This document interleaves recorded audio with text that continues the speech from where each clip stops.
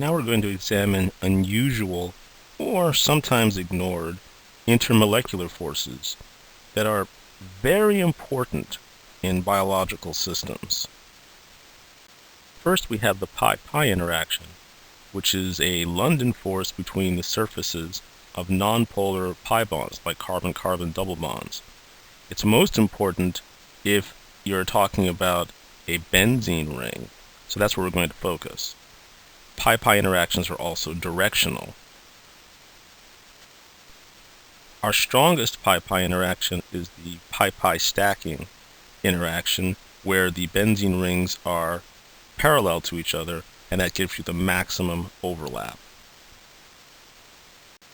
Then we have the pi-pi-T interaction, in which the benzene rings are perpendicular or face to edge. This is a slightly weaker form of pi-pi interaction. Again, it's a London force.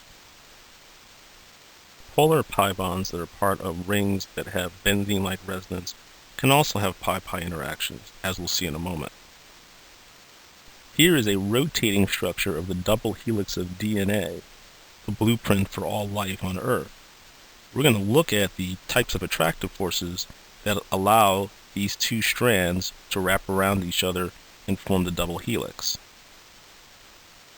Although the backbone of the strands in double-stranded DNA are made of covalent bonds, what causes the two strands to associate are non-covalent bonds. We have the 3 hydrogen bonds between the DNA nucleotide bases G and C, and the 2 hydrogen bonds between the DNA nucleotide bases A and T. These are specific interactions. G will always match up with C, A will always match up with T in double-stranded DNA. Now, between the rungs of the ladder, stacking one on top of the other, you see that G will have an interaction in red with A. That's a pi-pi interaction because G and A represent aromatic rings. They have benzene-like resonance. If you actually draw a resonance structure that shows the lone pair on nitrogen in G resonating up through the oxygen in C double bond O, you can see the benzene-like resonance. The same thing occurs between C and T. They stack on top of each other and have a pi-pi interaction, parallel pi-pi interaction, or pi-pi stacking. And again, if you take the nitrogen in C and resonate that through C double bond O, you will get an aromatic or benzene-like resonance. In T, you can do the same thing, but now you have to do it twice.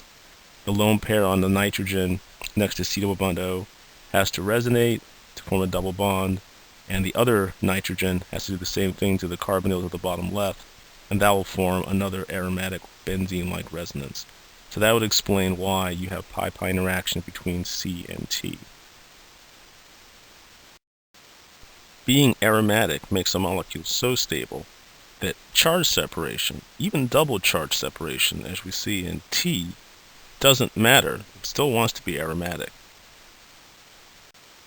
This is part of the interior of HIV-1 integrase, an enzyme which is produced by the virus HIV-1, which causes AIDS. If you look at the structure of this interior portion, there are T-type pi-pi interactions between each of these amino acid residues, and these T interactions stabilize HIV-1 integrase.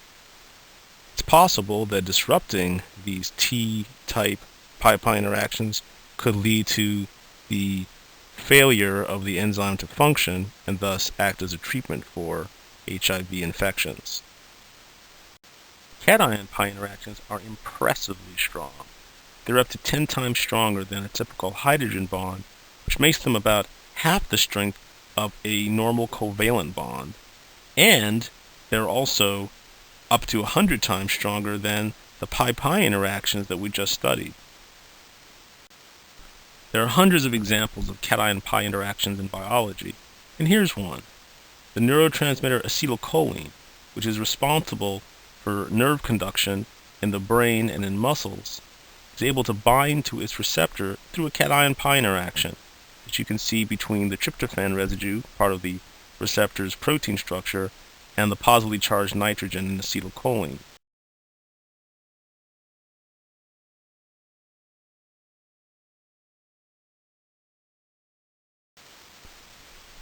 The formation of a positive charge in the molecule can also induce a folding behavior caused by intramolecular cation-pi interaction, as we'll see in this example. Once we put a methyl group on the nitrogen and give it a positive charge, the benzene ring, which wasn't that interested in interacting through pi-pi interaction, now folds tightly onto the pyridinium ion, which is another aromatic ring, through cation-pi interaction. The pi-pi interaction was not strong enough to actually cause the fold. Now we've come to the last of our unusual intermolecular forces, and this is the most ignored of all of them, and it's called halogen bonding. It's really too bad that people don't pay attention to this more, because halogen bonding is extremely important in understanding the interaction of many organic compounds with biological structures, as well as in drug design. So let's see how halogen bonding was first discovered. If you take the two liquids, one for dioxane and bromine, and mix them together, they will form a crystalline solid. And you note in the picture, the bromine atoms are attracted to the oxygen atoms, and that links all of these strands together in the crystal structure. This was discovered back in 1954 by Dr. Ad Hassel, and he received the Nobel Prize in 1969 for his investigations of halogen bonding. We have a general definition for the halogen bond, which is an attractive force between the halogen bond acceptor atom X, which is nitrogen or oxygen with a lone pair, and the halogen bond donor atom Y, which is chlorine, bromine, or iodine, and it can't be fluorine unless it's F2, and we'll see why when we explain how this attractive force works. The lone pair on X is able to drill into the electrical field of around Y, pushing away the electron density such that there is a sigma hole created. That is, a region of partial positive charge near the nucleus surrounded by a crown of partial negative charge. It's this sigma hole that allows you to get a halogen bond, that allows an attraction, which is basically electrostatic, between the lone pair on X and the nucleus of Y. Fluorine is so electronegative that the lone pair on nitrogen or oxygen can't disperse its electron density and drill into its electrical field to make a sigma hole unless the fluorine is only bound to another fluorine atom. CK2 is a protein found in high levels in all human cancer cells, and if it's not functioning, the cancer cells simply die. They commit what's called programmed cell death or apoptosis. So it seems like it's a good idea to try to inhibit this enzyme, because if you can inhibit it, then the cancer cells should die, and that might be a great way to treat cancer. So if you look at our picture of CK2, there's a little molecule on the interior of this very large structure which has ball and stick representation, and that's the inhibitor. It's bound inside the enzyme, and it's going to gum up the works, preventing it from doing its job, and thus allowing the cancer cells to die. The red atoms in the ball and stick model are actually bromine atoms, and they're interacting with the backbone of CK2. Now our inhibitor is known as K25, so it's the first in a lead set of compounds for development of inhibitors of CK2 that could be used as potential anti-cancer drugs.